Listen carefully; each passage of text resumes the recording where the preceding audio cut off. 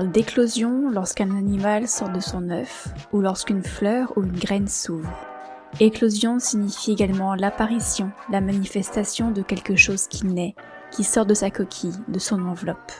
Dans ce podcast, je tends le micro à toutes celles qui désirent partager leur propre éclosion, leur propre manifestation, leur naissance ou leur renaissance.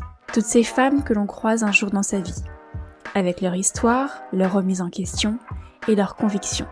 Santé féminine, santé mentale, troubles alimentaires ou encore mode de vie plus durable et respectueux. Elles nous racontent leur récit de vie sans filtre ni tabou. Prépare-toi à écouter l'histoire d'une femme inspirante, car oui, chaque récit de vie est source de grand apprentissage. Je suis Alexandra Portail, hôte de ce podcast. Je te souhaite la bienvenue dans Éclosion.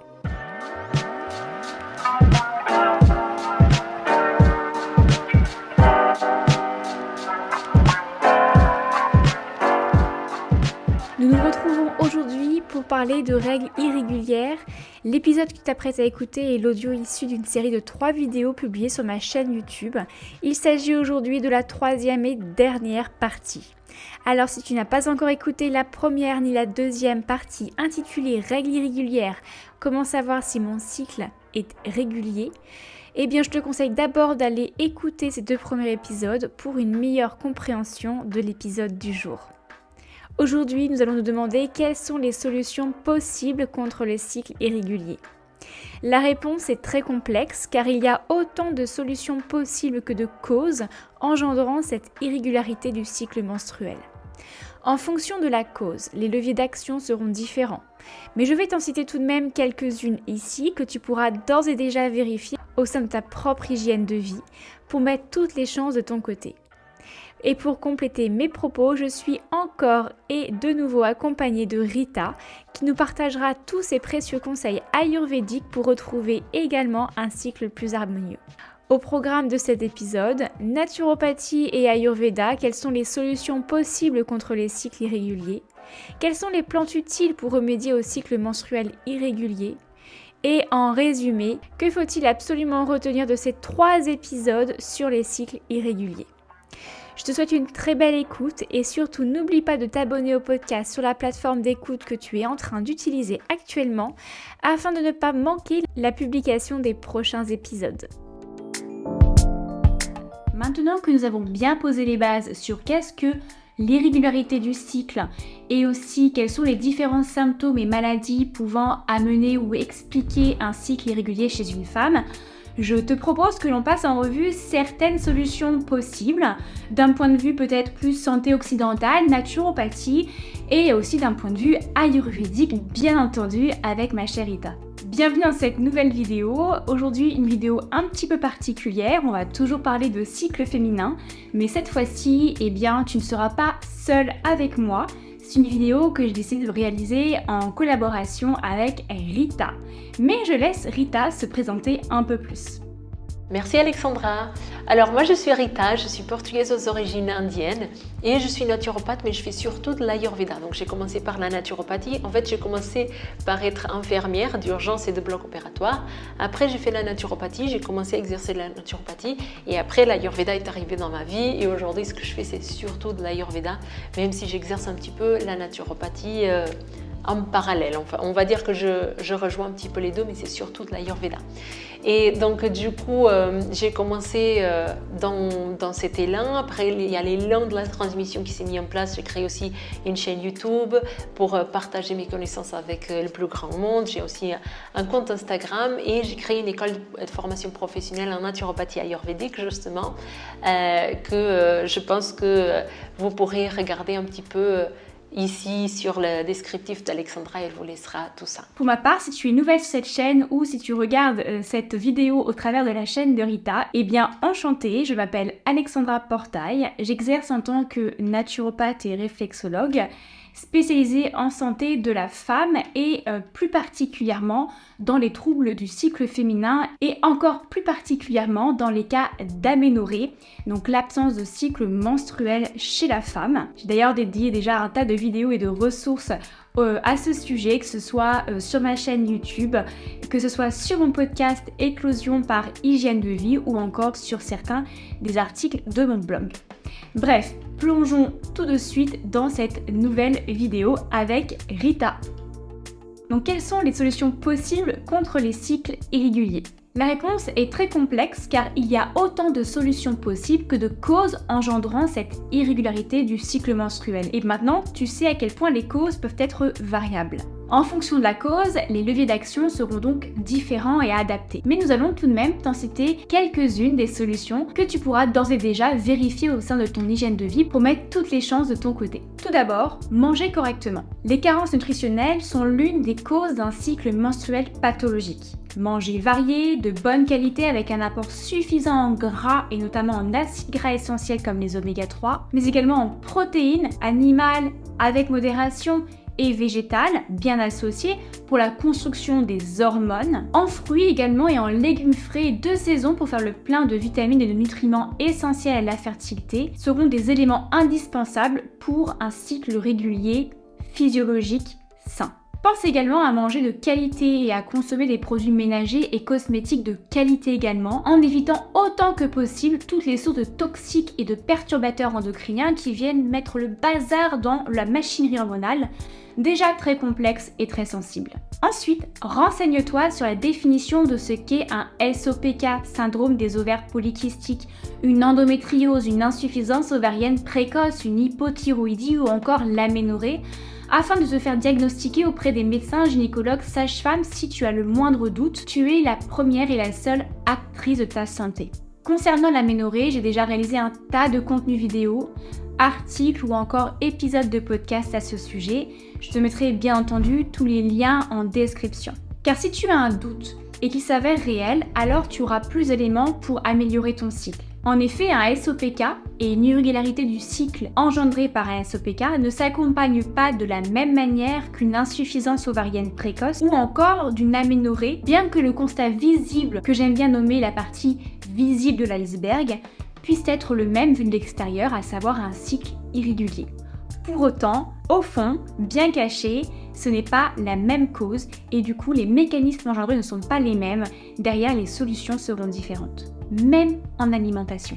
Enfin, chouchoute ton cycle en prenant le temps de l'observer. Comment savoir si j'ai un cycle régulier si je ne compte jamais sa durée? Comment savoir si mes phases menstruelles sont différentes si je note jamais rien? Observer pour prendre conscience. Voilà la chose à faire. Et puis, tu as quelques plantes intéressantes qui permettent de soutenir l'équilibre des hormones sexuelles. Elles sont nombreuses et certaines doivent être prises d'ailleurs avec grande précaution, en fonction des antécédents médicaux et des traitements médicamenteux que tu peux prendre. Pour cela, je t'invite à t'entretenir avec un médecin, un herbaliste, un naturopathe ou encore une conseillère en Ayurveda pour t'assurer des bonnes plantes à choisir pour ton cas personnel. N'est-ce pas, Rita ? Petit intermède musical pour te rappeler qu'il t'est possible de soutenir ce podcast et de le faire rayonner autour de toi en le dorant d'une note 5 étoiles sur Apple Podcast ou Spotify et en y associant ton commentaire. Mais aussi et surtout en le partageant à ton entourage. Ce petit geste a un énorme impact sur la mise en avant de cette émission. Aussi, tu peux découvrir le reste de mon travail tel que mon livre Plus jamais malade, un guide pratico-pratique en santé naturelle auto-édité ou encore mon programme Ciao Pilule pour accompagner en douceur l'arrêt de la contraception hormonale en te rendant sur mon site internet www.hygienedevie.fr avec le chiffre 2. Merci pour ton écoute et maintenant je te laisse rejoindre le fil de notre conversation. Oui, je suis tout à fait d'accord parce que ici sur la chaîne YouTube, sur les réseaux sociaux, on essaie toujours de donner le maximum d'informations en fait. Mais c'est vrai qu'on ne peut pas adapter. On ne peut pas adapter comme on adapterait dans une consultation et surtout quand on a des maladies qui sont déjà déclarées, c'est important de se faire suivre par un médecin. Donc oui, je suis tout à fait d'accord. Maintenant, l'idée ici, c'est de voir un petit peu qu'est-ce qu'on peut faire. Donc tu as déjà un petit peu parlé. Donc ça m'a beaucoup plu quand tu as dit de noter un petit peu les troubles qu'on a parce que ça c'est intéressant, ça, c'est un des piliers de l'Ayurveda, c'est d'être à l'écoute de nos besoins et d'être dans cette cette présence à soi, parce que c'est que comme ça qu'on peut se rendre compte de nos besoins. Dans l'Ashtanga Hridayam, un des textes de référence en Ayurveda, ils disent que la première chose qu'on doit faire au réveil, c'est de s'observer. Donc c'est de s'observer tous les jours pour voir un petit peu comment on est. Et c'est vrai qu'on est dans un mode de vie qui est accéléré, où on ne regarde rien. Du coup, de prendre des notes, c'est excellent, quoi. C'est vraiment très bien. Tu as parlé de oméga 3, de protéines, et donc c'est intéressant de faire le parallèle avec l'Ayurveda.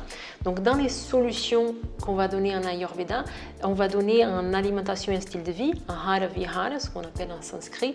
Donc ahara dans l'alimentation, vu qu'on cherche à apaiser le vata dosha qui est froid et sec, entre autres, donc on va avoir une alimentation qui est chaude, qui est onctueuse et qui est surtout très nourrissante, qui doit être adaptée à notre système digestif, parce que si on ne le digère pas, c'est pas la peine. Mais en fait, on est en train de donner donc tout ce qui est ce qu'on appelle snigdha, parce que c'est onctueux et du coup ça va combattre la sécheresse, donc les oméga 3 ils rentrent dedans, mais tout ce qui est alimentation onctueuse ça rentre dedans, les plats en sauce, tout ce qui va être un peu plus gras, les poissons plus gras, nourriture un peu plus onctueuse, les noix de cajou, voilà, les oléagineux de façon générale, il faut du gras, il faut du gras qui soit digeste. Et aussi tu as parlé de protéines, donc dans cette notion-là, on va avoir tout ce qui va être très nourrissant. Donc il faut, parce que le vata il va avoir une petite capacité digestive, donc il faut que ça soit pas beaucoup en termes de quantité pour pouvoir le digérer, mais il faut que ça soit assez nourrissant, nourrissant pour que la personne elle comble ses carences, on va dire. Donc il y a la notion d'onctuosité dans les plats, mais il y a la notion que ça doit être nutritif, donc l'alimentation elle doit être variée. Donc un mélange de céréales, légumineuses et légumes, c'est idéal, par exemple. Donc après, c'est tout ce qui va concerner ahara. On va privilégier certains goûts. On va privilégier le goût sucré, le goût salé et le goût acide. En fait, le sucré, c'est pas le sucre rapide, mais ça va être justement le sucré de ces céréales comme le riz complet, etc. Les lentilles, les légumes, tout. En fait, c'est le madhura rasa. C'est que en sanskrit, on traduit par sucré. C'est ce qui est le plus prédominant dans la nourriture en général. Donc les légumes racines, les pommes de terre, les courges, etc. Tout ça, il y a beaucoup de madhura rasa. Donc ça, c'est très intéressant. Le goût salé, mais après le goût salé, il faut faire attention parce que dans notre société, on en abuse un peu quand même. On va retrouver donc le goût acide, par exemple dans les fromages, dans les kombucha, dans tout ce qui est fermenté un petit peu, on va retrouver ce goût-là. Voilà pour la notion d'alimentation. Maintenant, pour la notion d'hygiène de vie, qu'est-ce qu'on va faire? La chose numéro 1 dite par les textes, c'est l'huile de sésame parce qu'il est chaud et il est onctueux. Donc faire des automassages à l'huile de sésame, ça va être très salutaire, surtout au niveau de la tête parce que ça apaise les organes de sens. Et en fait, pour nous, le corps et le mental, ils vont être très en lien en fait. Donc ça va apaiser un petit peu le mental aussi. Faire une activité modérée, il faut toujours du mouvement, jamais arrêter le mouvement parce que sinon ça va pas. Mais il faut pas faire du sport de grande endurance parce que le vata, il a une petite endurance. Le sport, il doit être fait à la moitié de sa capacité. Et aussi, on va faire très attention à notre sommeil. Le sommeil, il est très important pour équilibrer tous les troubles de type vata. Donc bien dormir, respecter l'heure à laquelle on va se coucher, l'heure à laquelle on se réveille. Je vous invite à regarder sur ma chaîne YouTube, il y a 4 vidéos entièrement dédiées au sommeil où je donne énormément d'astuces là-dessus. J'ai un programme qui est le programme 3PS où j'accompagne les personnes de façon plus individualisée à changer leurs piliers de la santé, donc l'alimentation, le sommeil, l'exercice physique, la gestion du mental.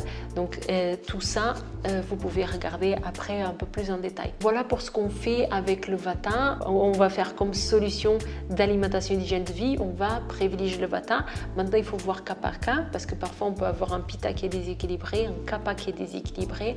Et là, pour le coup, il faut rééquilibrer cela au même temps. Donc, je te laisse la parole. Je pense que maintenant, tu aimerais parler un petit peu des plantes qui vont aider un petit peu au cycle régulier. Il existe un grand nombre de plantes comme je viens de le dire, mais voici mes 4 plantes chouchous que j'invite souvent à intégrer dans son placard. 1. Le framboisier, sous forme de tisane ou de bourgeon pour ses actions sur les œstrogènes. 2. Le pommier, sous forme de bourgeon pour soutenir la synthèse de la progestérone, l'hormone phare de la deuxième partie de ton cycle, l'hormone de la nidation. 3. L'achillée millefeuille, sous forme de tisane pour l'équilibre hormonal plus global. Et enfin, 4. L'ortie piquante, sous forme de tisane également par exemple, ou même de poudre si tu veux en faire une cure, pour aider à revitaliser et à reminéraliser ton organisme, puisqu'un organisme fatigué ne pourra pas avoir un cycle reproducteur sain. Pour le reste, je ne m'aventure pas plus tant que je ne connais pas le profil de la femme qui souhaite travailler sur son cycle. Et de ton côté Rita, qu'est-ce qu'il en est? As-tu des petites solutions ayurvédiques à nous partager ou encore des plantes pouvant être adaptées au cycle irrégulier chez la femme? Alors de mon côté, en fait, il y a un grand classique qui est le shatavari. Le shatavari, c'est un petit peu la plante ayurvédique qui est donnée à toutes les sauces parce que c'est un peu la plante de la femme. Donc elle est intéressante pendant la grossesse, elle est intéressante pour l'allaitement, elle est intéressante pendant la ménopause, elle est intéressante pendant la puberté, elle est intéressante pour les cycles irréguliers, elle est intéressante pour la femme de façon générale. Elle est très souvent vendue comme quelque chose qui va nous donner un appétit sexuel plus important, mais c'est une confusion qui se fait avec la compréhension Ayurveda, parce qu'en Ayurveda, on va étudier le Vajikarana, c'est quelque chose qui va promouvoir la fertilité et pas forcément le désir sexuel. Et donc, du coup, en fait, cette plante, elle va être très nourrissante. Donc, je disais tout à l'heure qu'on va chercher à nourrir le Vata. Le Shatavari, il va nourrir fortement le Vata. Donc, c'est la plante, je pense, numéro 1 en Ayurveda. Mais moi, dans ma pratique, en fait, j'ai toujours un peu de mal à recommander les plantes qui sont à l'autre bout du monde. Donc, j'ai plus cette tendance à utiliser les plantes qui sont de chez nous, donc c'est mon côté, ma casquette naturopathe. Et j'aime beaucoup les plantes que tu as référées, toi, Alexandra. D'ailleurs, je peux vous partager que moi, pour mes cycles, j'ai utilisé la chilier millefeuille et c'est comme ça que j'ai régularisé mon cycle. Donc, pour la petite histoire, donc j'ai toujours eu des cycles irréguliers depuis toujours. À bout d'un moment, quand j'ai fait mes formations en naturopathie, j'ai décidé en fait de changer d'alimentation et je m'étais dit que mes cycles, ils allaient se réguler d'eux-mêmes. Et en effet, ils se régularisé de eux-mêmes, mais ça a été très long, ça a pris plusieurs années, ok, mais ils se sont régularisés d'eux-mêmes. Et après, j'ai eu mon premier enfant. Pendant 2 ans, j'ai pas eu mes règles parce que j'allaitais et parce que du coup j'ai une constitution Vata, donc j'ai pas beaucoup de jus. Donc on explique ça en Ayurveda, c'est que si la femme elle a pas beaucoup, on peut pas avoir la menstruation et l'allaitement en même temps. Donc du coup j'allaitais mon enfant, j'avais plus de jus pour avoir mes règles. Après quand j'ai eu mes règles, elles étaient irrégulières à nouveau et là j'ai pas voulu attendre autant. J'ai pris la chilier millefeuille. Et c'était régularisé en 1 ou 2 cycles, c'était très rapide. Pour la petite histoire, mon médecin ayurvédique à l'époque m'avait dit que c'était la plante idéale pour moi parce qu'il y a quelque chose dans la chilier millefeuille, on va voir les plantes avec c'est comme si elles avaient une personnalité en fait. Et la chilier millefeuille, il m'a dit c'est la petite fille qui contient une grand-mère en elle. Donc c'est une plante qui a une grande sagesse, mais qui a quelque chose de jeune en elle. Donc c'est très bien pour les femmes qui ont peut-être qui portent des projets qui sont très lourds à porter, donc qui portent avec une grande sagesse et qui vont avoir cette jeunesse et cette vie et cette authenticité, cet éclat en elles. Donc si c'est votre cas, peut-être que vous pouvez la tester. Et sinon, dans les plantes, j'aime beaucoup toutes les plantes que tu as référées, mais il y en a une que j'aime beaucoup aussi que tu n'as pas mentionné, que c'est l'alchimie, que j'utilise beaucoup pour la régularisation des cycles, comme je suis portugaise, des fois il y a des mots qui sortent de travers comme ça. Les gâtilliers, que je trouve qui est très intéressant aussi pour le côté progestérone. Et aussi, en général, on n'en a pas parlé trop dans ces 3 vidéos, mais il y a aussi le foie. que comme là c'est la vision plutôt en naturopathie, donc plutôt la vision d'Alexandra, quand on a des déséquilibres hormonaux, il y a le foie en fait qui va gérer toutes ces hormones, donc il peut être très fatigué. Donc le fait d'utiliser des plantes qui vont soutenir, en fait vont un petit peu faire le détox de foie ou qui vont plutôt le soutenir, elles peuvent être salutaires aussi. Donc pour ça, par exemple, l'artichaut, le pissenlit vont être très intéressants pour faire le détox qui ne va pas être trop puissant. Et après, si on a besoin de faire une protection, plutôt le desmodium, le chardon-marie, et tout ça, c'est des choses spécifiques du foie et pas forcément pour les cycles irréguliers. Voilà pour les plantes. Donc du coup, je sais que c'est la vidéo la plus cherchée, mais encore une fois, c'est bien de regarder ces vidéos parce que ça nous permet des prises de conscience. C'est bien de tester des choses avec une certaine précaution, mais c'est bien de consulter quand vous avez des problèmes spécifiques. C'est bien de consulter votre médecin, de consulter votre praticien, un naturopathe, un praticien en Ayurveda. Voilà, pour vous aider à que ça soit plus personnalisé ou à faire un programme comme ces programmes par exemple que j'ai en ligne. Donc des choses qui permettent une certaine personnalisation des soins. Et je te laisse un petit peu la parole, Alexandra, pour faire la petite partie finale. Et voilà, nous arrivons maintenant à la fin de cette vidéo. J'espère qu'elle aura pu répondre à certaines de tes questions et qu'avec Rita, nous aurons pu t'apporter des éléments de compréhension sur cette notion de cycle irrégulier. Mais je te propose de finir par un petit résumé, à savoir que faut-il absolument retenir de tout ce que l'on vient de dire. Pour ma part, je te dirais de ne pas négliger cette notion d'irrégularité de cycle, car le cycle est le miroir de ta santé. Au-delà de la durée totale de ton cycle, qu'il soit de 24, 28, 30 ou 45 jours, c'est surtout cette notion de régularité et de répétabilité qui sera le reflet de ton état de santé et de vitalité à l'instant T. Puisqu'en effet, une irrégularité de cycle chronique, c'est-à-dire durable dans le temps, peut amener à des problématiques de santé plus générales, notamment à des problématiques d'aménorrhée et toutes ces conséquences qu'elle peut avoir sur la santé plus globale, comme par exemple des problématiques de fertilité ou encore d'ostéopénie, d'ostéoporose, des variabilités émotionnelles, voire peut-être même des états dépressifs ou encore des soucis cardiovasculaires. Et pour toi Rita, quel serait ton mot de la fin ? Alors un mot de la fin, moi je dirais s'écouter, être dans cette présence à soi. Si on doit résumer l'Ayurveda en un seul mot ou dans un seul conseil, c'est ça. Si vous vous observez tous les jours, vous allez savoir qu'est-ce qu'il vous faut. Vous allez savoir à quel jour en fait vous avez eu un peu mal là ou là, quel jour vous êtes un peu plus irritable, quel jour vous êtes un peu plus triste, quel jour vous êtes un peu, vous avez un peu plus de douleur menstruelle ou pas. Vous allez déjà être dans cette écoute et vous allez y mettre de la conscience et pas laisser ce symptôme s'installer et passer à côté de ça. Et donc la première chose, c'est cette présence. Et une fois que vous avez cette présence, donc une fois que vous y mettez votre conscience sur votre corps, sur votre mental, là du coup ça va être plus facile parce qu'on sait tous ce qui est bon ou pas pour nous en fait. Donc d'y mettre la conscience, c'est la première chose. Et après ensuite on va savoir, ah tiens, aujourd'hui, j'ai pas très faim, donc je vais peut-être pas manger grand-chose. Ah ben aujourd'hui, je sens que ma peau elle est plus sèche, je vais me faire l'automassage. C'est bien de suivre nos conseils parce que c'est des choses générales et c'est des choses qui vont vous mettre sur des voies. Donc là, on a parlé de cycle irrégulier, on a parlé longuement, on a parlé sur 3 vidéos. Mais du coup, il n'y a rien qui va remplacer votre écoute. Si vous allez prendre un rendez-vous avec un médecin ou avec un conseiller en naturopathie ou en Ayurveda, il va dépendre de votre capacité d'écoute. Il va avoir sa propre observation, mais il va vous poser des questions en fait. Et ces questions, il a besoin de vos réponses. Donc on a toujours besoin de cette écoute. Donc c'est le point de départ.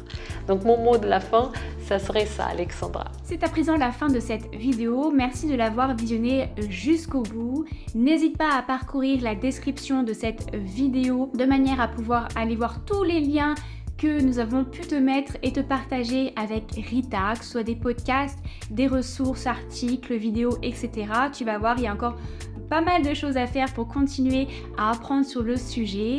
Et ensuite, si tu souhaites également partager tes propres expériences ou encore si tu as des questions, n'hésite pas à utiliser les commentaires en dessous de la vidéo pour pouvoir faire vivre la communauté et partager nos propres points de vue à chacune ici.